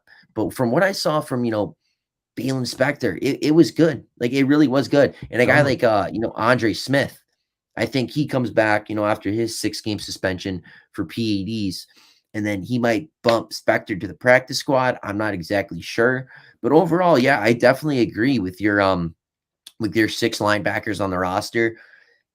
Joe Giles Harris, I like him. Like, I really actually like him. I think he's a fine player. I thought there was definitely moments this preseason where you heard his name often. It's just, to your point, it's just like. And it's not like you hear his name after the D-line just gets obliterated and he's just right there making the tackle. Oh, he stopped him, but it was a 7-yard game. Yes. No, you see Joe Giles Harris having really nice pursuit angles on outstretched runs. He's going sideline to sideline. He's in the middle of the hash marks, going to the sideline, going to the boundary, making plays on screens, stretch runs, inside zones. Like, we haven't seen that, some of our depth players. All of our linebackers do that here and there, but I think he's pretty good. And it sucks to see him go. Like, I hate seeing these good players go because I'm like, that guy's an NFL player. Yeah. But he's not going to be on a roster, sadly enough. Yeah, there'll be a few guys tomorrow that it'll be quite sad to see what they were able to deliver in the preseason here, but ultimately you're going to have to let them go. And yeah, it sucks, but I think that just goes to show you how truly, truly good the Bills are with this roster moving forward into the season. To round out the overall depth chart here, Ev, we'll go to the cornerback position. I think almost unarguably right now, just based on Tre'Davious White's absence until he's not absent, it is one of the weaker spots of this team until we are proven otherwise. You look at the current situation for corner, I think the one guy that winds up being left out here is probably Nick McLeod, who isn't by far at all, a bad player at the position. You just look at what wound up coming to fruition, and you have a guy like Christian Benford who shocked everybody. He's going to get a spot on this team. Your thoughts, Ev, on the cornerback position, and do you think that out of everybody who winds up making the 53-man, that Nick McLeod is the one guy left off that, like you were just talking about, is an NFL player, but just not for the Bills right now? Yeah, Nick McLeod showed a lot of promise last training camp as a potential young player with, some brightness in his future. Sure. But those stars just weren't aligning because the Bills brought in more young talent to fulfill the cornerback position. Obviously, with the terrible injury to Tre'Davious White last year on Thanksgiving against the Saints, you bring in Kyer Elam, you bring in Christian Benford. Dane Jackson's back for year 3. You have a guy like Cam Lewis now, who kind of was similar to Nick McLeod in a way, right? They're both depth players. They both play the cornerback position, but they both also try to play safety. But the difference with Cam Lewis is he's played games for the Bills. He showed that if thrown into the starting lineup at the slot, he can play. He can play slot. He can play a little outside. He can play special teams. He can play the safety position. There's 4 things that Cam Lewis can do. And I think I was on the Rico report the other day. I was talking to Rico about this. I was like, Cam Lewis is literally the 2020 to 2021 version of Isaiah McKenzie, but on defense, right? He's not going to be always in there, but, if an apparent thing opens up, an injury, someone gets sick, whatever, someone goes down, Cam Lewis is a player that can step up. We've seen him do it. He can play a lot of different positions on this Bills defense, and I think he's a valuable player that will make this roster. And I have him actually as the last defensive back we keep on this roster, and he just edges out a guy like Nick McLeod. I think it's perfectly stated. Those two guys, very similar. I think the tiebreaker winds up going down to Cam Lewis already having experience on the team. I think that just is the only thing that you can really split down the middle between the two. And I think that carries some weight. And I think it ultimately winds up carrying him onto the roster, leaving Nick McLeod out. Well, there it is, Ev. 53-man. We'll know soon enough tomorrow by 4:00. As we went through here in depth, it is tough to see some of these guys that definitely shined at moments in the preseason have to walk. But like I keep saying, and like you've touched on as well, it's a roster, as you look at it right now, that has all the makings of the hype that the Bills have been being granted, I guess you could say, all throughout the offseason up until this moment. It all makes sense. Even when you look at it all the way down to the last guy being kept, it all makes sense as to why the Bills are being coined one of the best teams in the league. Yeah. Oh, actually, one more question. It was brought up during the tight end discussion, but I didn't want to, carry it on and have the conversation go too longer. Do you think there's a chance the Bills keep 2 tight ends? And I only say this because of the flexibility that Reggie Gilliam offers you. You mean 3? Well, so 2 tight ends, that'd be Knox and Howard, and then you keep Reggie Gilliam as that fullback tight end. I see, yes. You I think see they what could? you're saying, keeping an additional tight end amongst the other 2. That's a great question, because if you do that, then what's the other area that winds up being left out? What's the other positional group that winds up leaving out a guy that we were just going through That's the question. I mean, and if it is a third guy, which That's one? maybe Is it? how you Is it can keep Quentin 7 Morris, Tom receivers. Sweeney? That's the thing. Maybe So that's on how the you keep seventh- 7 receivers if you want to. If they don't want to get rid of Kumaro and Hodgins, maybe they Well, the thing thin is, up the tight end room a little bit. yeah, that's Or maybe true. a running back with Raheem Blackshear. Maybe that's one of their questions that they just want answered. The thing is with Kumaro too is, I mean, do you, like you were talking about, is the value at the special teams position so much so that you'd be willing to just take him over another spot, like, you know, their love affair with Sweeney or what Quentin Morris showed? Would you be willing to move off of that in order to preserve one of those other guys? I think this is the nitty gritty stuff that'll be interesting to find out tomorrow. I mean, I just can't help but think that there's going to be 7 wide receivers on this team by the end of the day tomorrow. I think that's a lot. I mean, when you look at Reggie Gilliam as well, I mean, we signed him for a 2-year extension. They obviously want to have more Reggie Gilliam on the field. They want to get him more involved. I don't think you're going to get him more involved as a straight traditional fullback. No. I just don't think there's a lot of touches to be shared there. So if you're going to give him this contract, if you're going to believe in Reggie Gilliam like you do, why not throw him at the 3rd tight end spot? I think he's going to offer the same thing that a guy like Quentin Morris is going to offer. Not a knock on Morris, but realistically, what does the 3rd tight end do in a Buffalo Bills offense that primarily only used 1 tight end for the back half of the season? Like realistically, like 100%. I get it.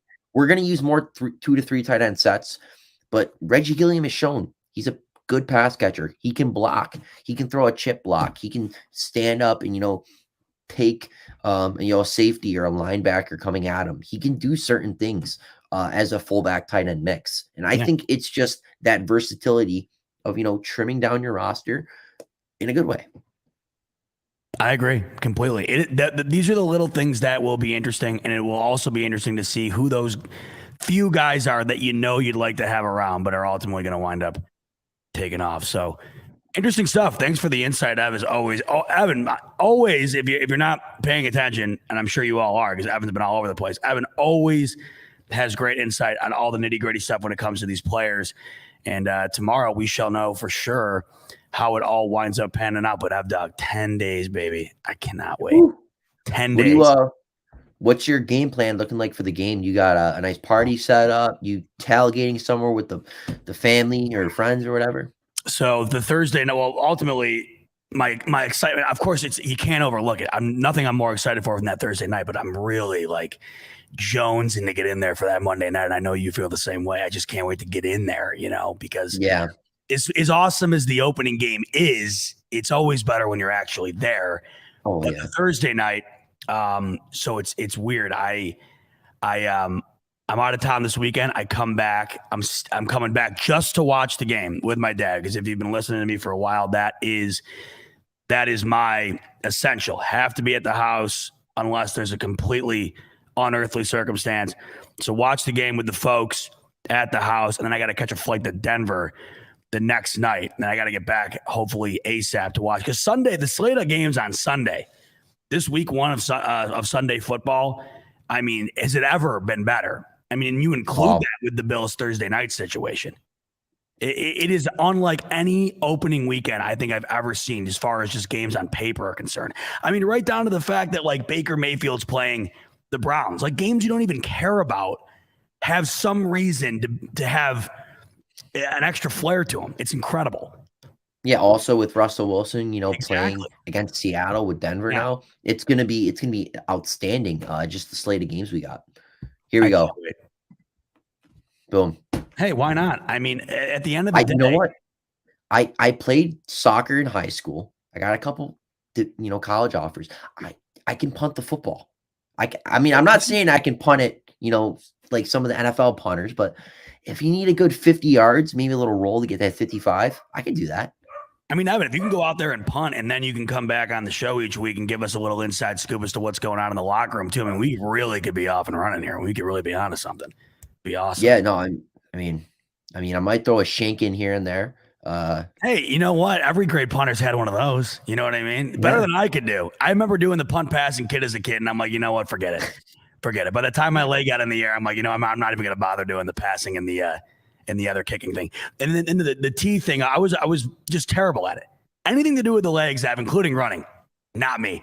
Probably the reason I didn't make the basketball team back in 8th grade to bring it all full circle. But you said you were a lacrosse guy. What position in lacrosse were you? Lax guy. Look, I was crease attack, so it was all this. It was all arms, and that was it. If you asked anybody who knew me, if it required any mobility, you might as well. No, I totally get it. I totally get it. You know, there's always that one guy in every lax team that just literally will just use their hands and just that powerful shot they got and that just the way they find the net. I was the guy who used his fat ass to just back in, and then I had the arm, and I was only one hand too, just right hand. And the release time was kind of like Brady. If I had it in my stick, it was out of the stick in the net. I never thought I'd make a relation to myself to Tom Brady. I shouldn't, because it wasn't even close. But trying to paint the overall picture here, couldn't move, but I had that ball in. Could we get the Buffalo Bandits calling a little Z-Bot up? I'm ready to rock. Get me out to Buffalo. We'll do some smoke break. We'll do some box lax. Although those guys, man, I don't know. They beat the shit out of each other. That's the one thing I don't know if I'd be prepared for. They beat the You're a PLL guy then. Oh, I love it all. PLO. It's just if I got in the ring there, I think I'd be on IR within the day. That's the problem. So, all right, I'm gonna let Ev rock into the backside, and I'm gonna take a short break here. When I return, we're gonna do a little chicken wing / Bills Mafia Josh Allen seasoning taste test to round this bad boy out. So give me like a minute, not even. I'm going to go get these wings, get these seasonings all lined up, and we're going to round this one out in style, have a little fun, do some Q&A, get in the comments, just have a conversation here to round her all out as I try these seasonings and kind of let you know, is it worth it? Because, like I've told you before, if Josh Allen's face was on napkins, I'd buy it. Well, his face is on seasoning, and I bought it, but is it any good? That's the question. I'm already going in biased, telling myself it has to be good. Josh Allen's on the front of it. We'll see if it actually is. Be right back with the much anticipated Josh Allen seasoning taste test. 30 seconds, 1 minute between the two. I'll be right back.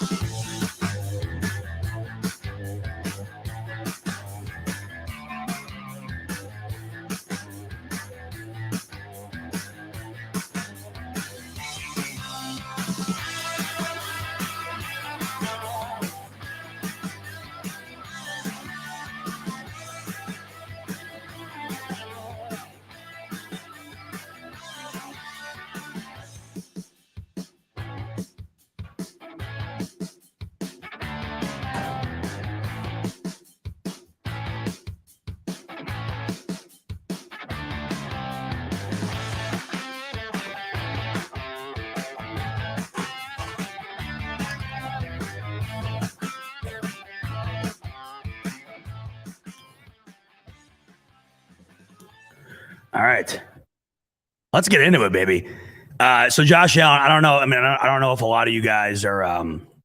What do we got here? What's Steve saying? It would be cool to see Z-Bot, Rico, Ev, Rev, and Kingpin do a hot wing challenge with the bomb sauce. What is the bomb sauce? Yeah, is that a Buffalo thing? Is that what is that? You know what I really want to do, and you know this. I want to try some of Rev's stuff. Oh my God, Rev the other day.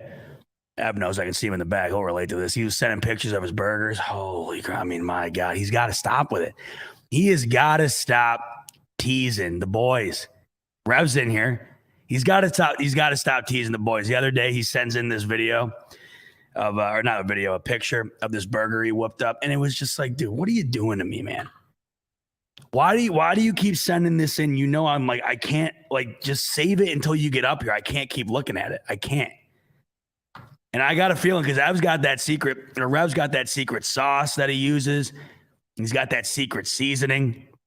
I need to try that. But whatever the bomb stuff is, I guess I got to try that too.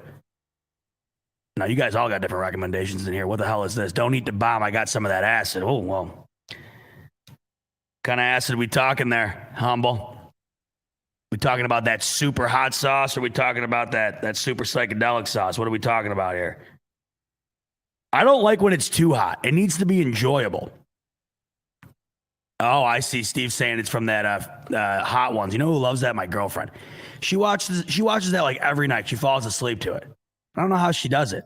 I couldn't fall asleep to people eating chicken wings. You know the other thing too that's weird? She's a vegan. My girlfriend's a vegan.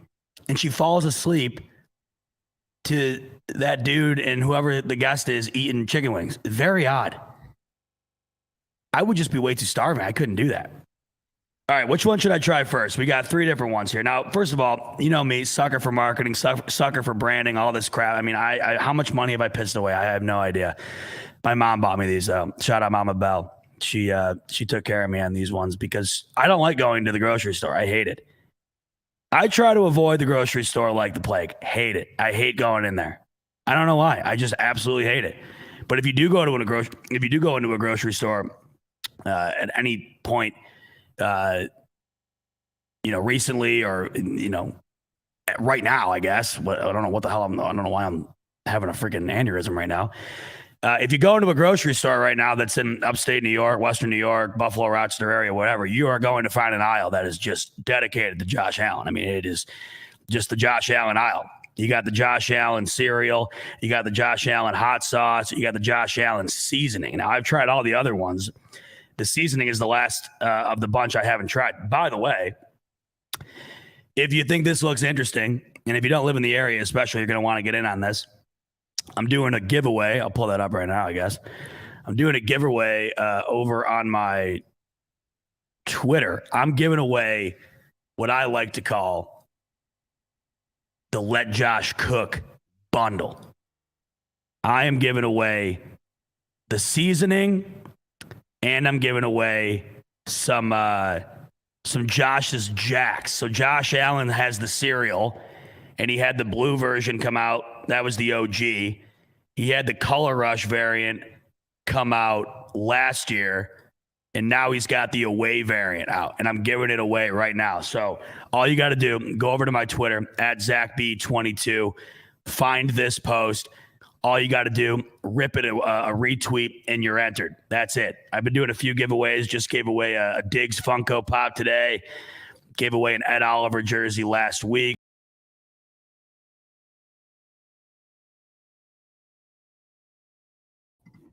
All right. What's up, fellas? Z-Bot sadly just got booted out. Got booted out. Back. Got booted out. Apparently. Back in there. I got a feeling it's got to do with this nude HD XYZ. Who are these people? Where do they come from? They're in here every night.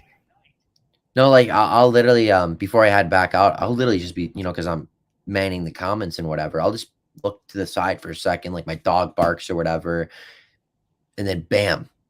Who are these people? They're just in there, and I'm like, oh my gosh. I mean, they are saying it is the best adult dating site. I guess, but I'm gonna head back and let you get back to your wing review. Thanks, Ev. Yeah, because this is some serious stuff, as you know. What was I talking about? Oh, my giveaway that you saw. Whatever. Go over to Twitter, retweet. You're entered to win. Been doing some fun giveaways because, hey, the season's around the corner. We got to celebrate somehow. And who doesn't like free Bill stuff? So if you're out of town, this is probably even better for you because you can't get this stuff unless you're up here. And if you win, I'll send you 3 things of seasoning, all 3 kinds, and the Josh's Jacks. So you'll be all set. You'll have all the necessary Josh Allen kitchen products. Okay. So let's dive into this. We got 3 different kinds, like I mentioned earlier, and I love the labeling, the branding, because like the Josh's Jacks, they're each represented by the different uniforms. So we got the classic home, and that's chili lime. Now, this is the one I'm most skeptical about. I'm most skeptical about the chili lime because I'm not really a lime guy at all. Now, this is the Color Rush. This is the one I'm most excited about. That Cajun guy. And this is the classic Cajun. You really can't go wrong with Cajun. That's like, to me, it's like the best. It's got that perfect taste. And this is the one I'm also very intrigued about. This is the tried and true, the away jersey variant, the buffalo wing. So I figured, hey, let's start with the classic, the buffalo wing. And speaking of buffalo wing, I got to try them on some buffalo wings. Now, can we talk about this for a second? Like, I understand the gas prices are through the roof and everything's expensive. I'm sick of this. I am so sick of the inflation on the wings, man. Order a 10 wings earlier just to do this review. Just goes to show you how much I love you guys. What I'm willing to put myself through. $19 for 10 wings, man. I mean, what are we doing? What are we doing? And I know Rev was talking about his deals he offers, and I'm like, that's why another reason why I need to get Rev up here. He's doing like a burger and wings and like whatever else for like $10. I ordered them and I'm like, oh God, every time I do it, it's like, but I need to have them. I'm like addicted to wings. But man, $19 for 10 wings is just, it should be illegal. All right, let's kick it off here. Buffalo Wing Tailgate Rub Series. Cool thing about this too is I think they donate some money to O'Shai, which is awesome. You gotta love that. All right, so you got your different options here. You can do the big shaker, the tiny shaker, and then you got like the family size here. Now, I'm gonna go ahead and just do we're gonna do the triple combo here. We're gonna do the big guns, the 3-boy here, and we're gonna go with the classic Buffalo first, and let's see what Josh Allen's got cooking. Now, mind you, I'd love to know who the company is who got involved in this. By the way, they got to be making it hand over fist right now. Just throwing Josh Allen's name on crap. People buying it like I am, just like a sucker. All right, so we got it on there. Buffalo Wing. Here's the first bite. Buffalo Wing, Josh Allen, Bills Mafia rub. Here we go. Let's check it out.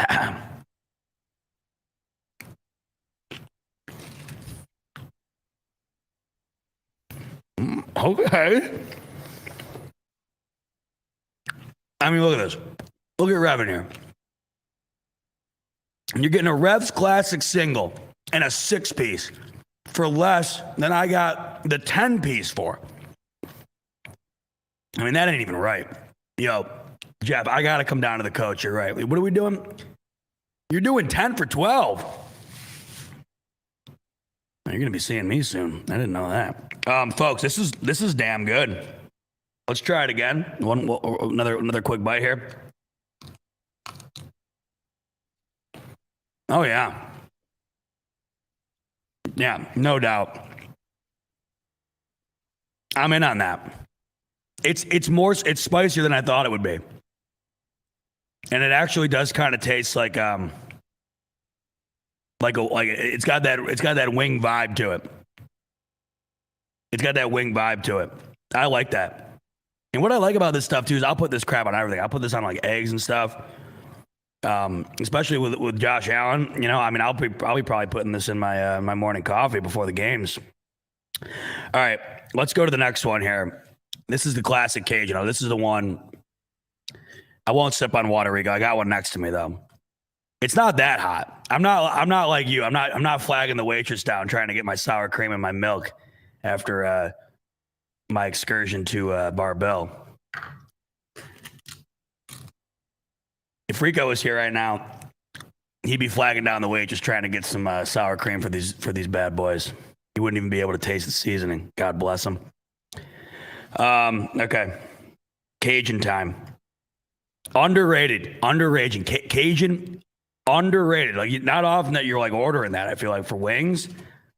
But anytime you do have it, you're like, man, why don't I do this more often? Like, who does it really good? Dinosaur barbecue. Oh, bro. I don't know if this is a known thing, but if you are in the Rochester, Buffalo area, and does Buffalo still has a dinosaur, right? I think they do. You want to know what the most underrated wings are on the planet? Dinosaur barbecue. I mean, unbelievable. But you don't think about it because it's not like your classic wing joint. It's like, obviously, it's like a barbecue joint. That's the only thing I get there. And trust me, that's a tough choice because everything they have there is absolutely fantastic. All right, here we go. Cajun. The Ragin' Cajun, baby. J.A. The Ragin' Cajun, the Color Rush variant. Here we go. Let's try it out. Yep. There it is, baby. You gotta love the Cajun, man. You know what's funny about these? It's like this is no better than anything else, right? This is just your classic crap. But I am totally convincing myself that it's better than it is because it's got Josh Allen on it. Not to say it's bad, it's good. There's this joint in the mall. Oh my God. Like, look, I love this crap. I love the different sauces. I love the seasonings and stuff. And I'm in the mall. I'm walking around, just kind of like killing time. I forget why exactly. And they had over at Eastview Mall here in Rochester. They had this seasoning joint, and it looked new. I mean, I'm not really a huge mall goer anyway, so I guess I was like intrigued. What's it? Shadow Blaze St. Pepper Palace? Maybe. I can't remember the name. Anyhow, I walk in there. Dude, this place is like Toys R Us. This place is like Toys R Us for seasoning. I mean, I've never seen anything like it in my life. And they got this guy in there. I mean, dude, this guy is a walking seasoning / hot sauce encyclopedia. I mean, I can't get this guy to stop talking about it. And he's got these little spoons. I mean, just goes to show you how bored I was. And this guy didn't have another soul in there. I was loving it, man. Me and this guy were shooting the shit for like, honest to God, I was probably in there for 45 minutes. And this guy, you know how they got those like little sampling spoons at the ice cream joints? This guy had like a bucket of these things. And he's just like, pouring it into oh, you got to try this one. You got to try this one. Oh, I put this one.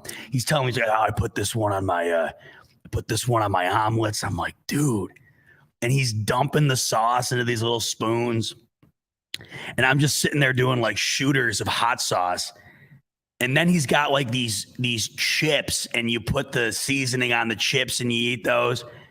And it got to the point where like I have been in this store so long that it would be impossible for me to walk out of here and not buy something. Like imagine I go in there. I'm not kidding you. I'm in there 45 minutes. Imagine I go in there, waste 45 minutes of this guy's time and walk out of there and be like, dude, this stuff is awesome, but I got to hit the road. I'm like, it's kind of like, you know, maybe not everybody's like this, but it's kind of like when you're on a road trip and you got to like take a leak or you got to really like crap your pants. So you pull into like a gas station or a McDonald's or something. And you're like, you know, technically you don't have to buy something, but you'd feel a lot better about yourself if you did. So like I'm on the road a lot. So oftentimes I'll pull into McDonald's and just wreck that place. Like, you know what I'm saying? And then I'll feel bad about it. So I'll just pull up to the counter and get like a Diet Coke. So this is kind of like that situation, except I have like a 45-minute relationship being formed with this guy.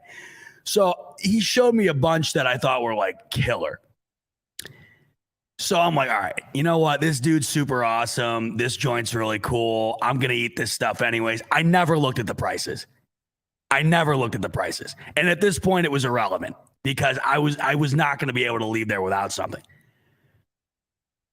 So, yeah, I walk up to the counter. I go, you know what, man? I'll take I got like this Cajun hot sauce. And I got a couple rubs. So I got 2 rubs and a hot sauce. Bro. He's like, yeah, that'll be a $47.99. I'm like, yo, dude. And like I said, at this point, I'm all in. I'm screwed.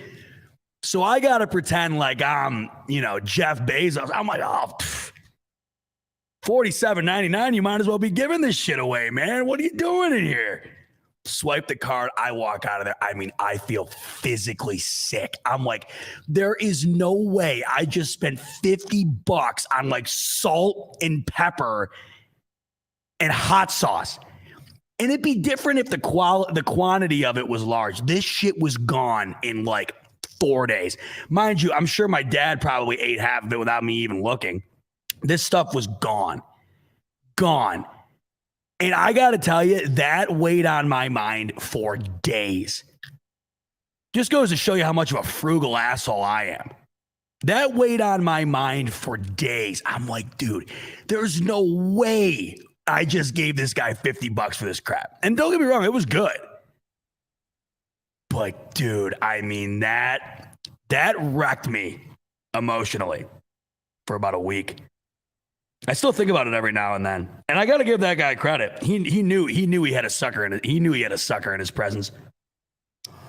The second I walked in there and he started giving out little spoonfuls of sauce, he knew he had some commish coming his way, no doubt. All right, last up, chili lime. Now this is the one I was the most skeptical about. I told you this. Just not a lime guy. The only time I like lime, really. No, let me rephrase. Love lime, like lemon lime soda, killer. Who doesn't love Sprite? I mean, come on, you'd have to be out of your mind. Tequila. Oh. Don't want to get me going on the tequila, man. Big tequila guy. Love tequila. And obviously, you got to have the lime. Man, you would have thought I just had 9 tequilas the way I was trying to say that. Love tequila. Love the lime in the Corona. All that stuff. But lime in the food, I'm out. So we'll see what happens here. Chili lime. Last but not least. Let's check it out.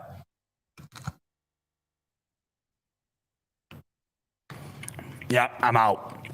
I'm out. Nope. It's just not, it's not me. The lime is, no. Nope. Mm-mm. I mean, look, it's not bad. It's not bad. Eric's coming and saying you paid for the experience. Yeah. You're right. I mean, granted, I did get a cool story out of it. Like, every time I talk to somebody, I'm like, man, that reminds me of the time I got stuck talking to this guy for 45 minutes and spent $50. I do appreciate that. I do appreciate a good story like that. But at the same time, I mean, really, it just felt like I was in a corner. And I guess if I'm looking back on it, I got to tip my cap to the guy. I mean, he did what he had to do. He knew. He sees me walking in there. Yeah. I got a little bit of a gut on me. Got my beard. Like, he knows I enjoy a good rub. You know, he knows I enjoy a good hot sauce. This guy's no dummy. Now he sees me walking in there. I probably got a Bills shirt on. The odds of that were about 99%. And you know, you see me. I got a little extra spare tire going on. Got my beard going. He's like, dude, this is in the bag. So he just whips out the sample spoon, starts pouring these things out like ice. Like, you know how you go to the ice cream joint and they're like just giving you little samples. Like, it was game over. Yeah, exactly, Ismail. Bot likes a good rub. At the end of the day, Z-Bot likes a good rub. We got a couple of t-shirts coming out of this show tonight. What did Evan say? He said, it's a fresher breath air, and Z-Bot likes a good rub. What's the Kingpin saying? What's he got going on? Oh, you just opened up a major can if we're talking about DoorDash. OMG, I felt similar last week. I DoorDashed a 30-piece. Bro, I didn't even know that was a thing. I DoorDashed a 30-piece Chick-fil-A nugget, and it came out to $30. Once it set in, I realized I'm literally eating $1 a nugget. Each bite effed with me. Bro, I didn't even know they did a 30-piece. I guess my question to you, Pierre, is what'd you get the rest of the fam? Because if that's me, we're facing that thing. We're facing that 30 rack. No doubt. I didn't even know that was a thing. So you just really opened up a total other rant here. I guess I'll just top off here before we're done. There's a chili again. Yeah, I'm out. So if I had to rank them, I guess I'm just biased. Cajun, numero uno. Buffalo wing coming in last place. And then in a distant Grand Canyon-sized gap, almost like the gap between the Bills and the rest of the AFC East. chili lime. Not to say it's bad. It's just I don't like lime. All right, DoorDash. Criminal. DoorDash, Uber Eats, it is functioning crime. It is legal, digital, socially accepted crime. I mean, like Pierre just said, you're lucky that was $30. I'm shocked that wasn't $300. You get, you order up, and mind you, the only time you're doing is usually when you're like piss wasted or hungover, right?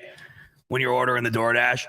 Like, it's very rare that I'll just be like so lazy that I won't go get it. The only time I'm ordering it is usually like after a concert or something, when I can't drive and I'm starving and nothing's open within distance and I got to order it up. Or, that's really the only time. They got you over a barrel, those people. If you go on to DoorDash and you get, I did it the other night. I ordered a lot. I was in Saratoga for the races and I'm starving. Oh, here we go. This is actually great. This is a perfect story for this.